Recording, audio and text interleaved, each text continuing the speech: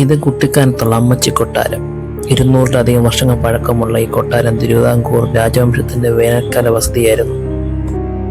കൊട്ടാരം ഇപ്പോൾ ജീർണിച്ച അവസ്ഥയിലാണ്. തിരുവിതാംകൂർ താഴ്വഴി ഭരണകാലത്ത് റാണി പദവി രാജാവിന്റെ സഹോദരിക്കായിരുന്നു. രാജാവിന്റെ പത്നിക്ക് അമ്മച്ചി പദവി. അങ്ങനെയാണ് രാജാവിന്റെ പത്നി താമസിച്ച കൊട്ടാരത്തിന് അമ്മച്ചി കൊട്ടാരം എന്ന പേര് വന്നത്.